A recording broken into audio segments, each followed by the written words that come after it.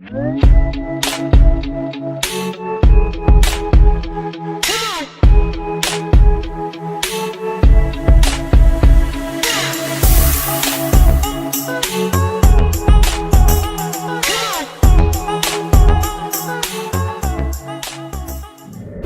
everyone, so I hope you're enjoying the series that I've been doing for you guys. I know that the videos are a little off time. They come and go whenever I have time, and that's the beauty of this business, is that in direct sales we have the ability to run things around our schedule and our time, right? So happy belated Thanksgiving to everyone. I hope you had time with your family and friends. Maybe had some good food, some good camaraderie. Some of you probably watched football. I want to continue on the subject of communication this week, and part of that comes from the ability to build those relationships with people, be authentic, be generous, not generous, but be genuine, and also have that level of authenticity when you're communicating with customers about booking parties. So let's talk about booking parties, okay?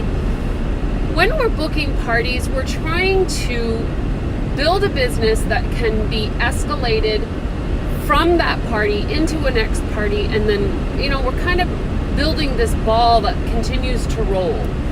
And that's the essential part of having a party. Yes, sales are very important, obviously, but having that perpetual momentum of more parties or more customers or more sales or potential recruits comes and stems from the basis of a basic party, okay, in the direct sales world. So it's so important for us to be able to communicate with people on a level that isn't salesy, that isn't pushy, that is authentic and genuine, and so that people want to do business with you. They want to have a party or a gathering or a get-together, okay? And in the Scentsy world, some of them we call sit and sniffs. So coming across as salesy would look like, hey, do you want to have a party with me? I need to book so many parties a month, and I would love if you had a party with me. To me, that's salesy. That is not genuine, that's not authentic, and you're making it all about you. So if you are asking people in that way to book parties, you're probably not having a lot of success. And I will tell you, there will be some that will just want to help you. And so they will read into that and they will book a party. So sometimes, yes, it will work, but the majority of the time, it's not going to. And one of the reasons is because people are afraid of the word party, right? Because party means a lot of people coming over, cleaning the house, cooking, making sure that you do the invites, making sure that you follow up, making sure people show up, right? That's scary for a lot of people. It is for me. I will back down from anybody that says, do you want to host a party at your house? Because I am not an entertainer. Now, again, law of averages, there's going to be people who absolutely love doing home parties because they love to entertain. They love all of that includes getting ready for a party. But I would say that the majority of people don't, right? So how we word things, how we present things, not only are you going to build relationships with new people, but in order for you to book parties, you have to have that same level of care, right? That it's not just for you. It's a known fact that if you're asking someone to have a party, that you're going to benefit from it because you are the consultant. It's an unsaid fact. You don't need to tell people that, right? You're running a business. They're going to know that you're going to earn money from them buying from you. Period. This isn't something that you need to tell people, right? They know it. What you need to be doing is making it about them. What are they going to get out of this? Because the human nature is always, what's in it for me? Right? That is something that we do in human nature as a human being is what's in it for me. And to be honest with you, even the animal kingdom is like that. What's in it for me? What am I going to get from this? Okay? So it's so important the way that you present these opportunities, the way that you present wanting someone to book a party with you. Remember at the beginning when I said that it was important to present it as a practice party and not a launch party? That one word can make the entire difference. Right? There's some authenticity in that word practice, because you are practicing. It's the first one you're doing. Right? Now, when you're trying to book a party, you're going to try to do that at your practice party, right? You're going to try to practice having people book parties from you. Now, the beauty in that is you can say, hey, you know what? I need to practice some more. Is anybody willing for me to go practice at their home? Gee, right? Now, if you're not in a home environment or you're not already in a party environment, but I will tell you, your practice party is going to be the key to the perpetual rolling of that ball. If you do not book any parties at your practice party, you will be having to struggle and go from scratch. And you're making it hard on yourself for no reason. For no reason. Because if you could have booked a party at your practice party, that ball and that momentum would have begun on its own. Okay.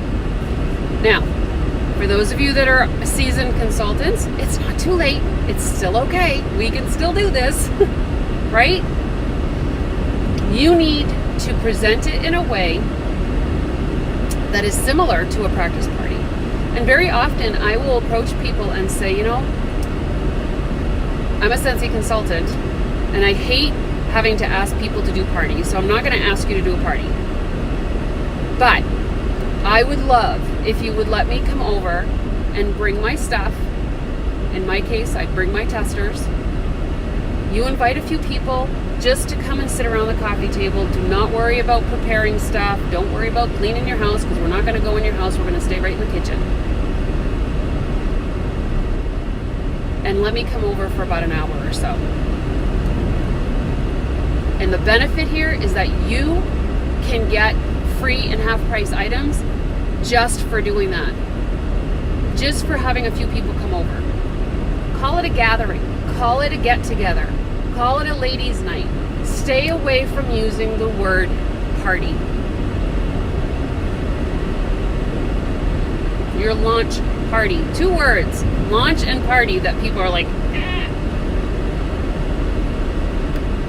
Okay? You say practice party.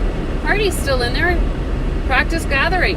I don't, do whatever you want. Say whatever you want. Just stay away from the word party. And the reason is because there's just this inner feeling of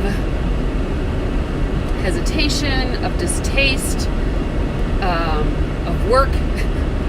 And that's not what people are wanting when it's a gathering. When it's a gathering, we want to just get together and have fun. It has to be fun, right? So if you present it in a fun way and share with them what they're going to get out of it, then you're going to have a lot better luck getting parties. It's inevitable.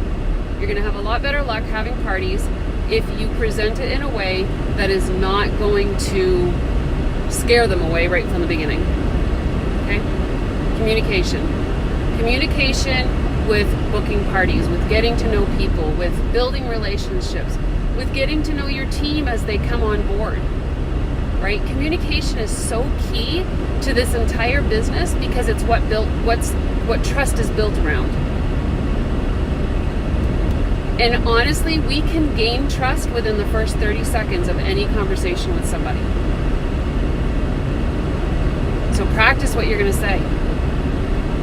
Use a friend. Say, hey, if I were to come up to you and say this, how would that make you feel? Would you want to, or would that scare you away? They'll be honest with you. They'll be honest. Friends usually are, right? And if you're friends with your mom or your dad and you think that they would be honest with you, then try them out. If you have other team members already, do some role playing where one plays the customer and one plays the consultant, and try some of these techniques or this verbiage with them and see how they feel. And then you can brainstorm ideas. How awesome would that be, right? You know, you could do it on Zoom. You could do it on FaceTime. You could do it in the group as a live thing, or get together with local people and do it together as a team meeting. Communication is going to be key, guys, and if you don't get a hold of it and you get out of the salesy verbiage, you're going to struggle. You're going to struggle. The more authentic you make it, the more real you make it with you, the better off you're going to be, and the more success you're going to have. Okay? All right, guys. This is until our next topic, which starts on Monday, and I hope you guys are enjoying this. Please drop a comment below. Make sure you subscribe to the channel, because otherwise you won't get notified that I've uploaded a new video. And potentially, I think there's a way you can subscribe to a playlist, which would be this playlist. So, have a great day, and we'll see you on the next video. Bye now.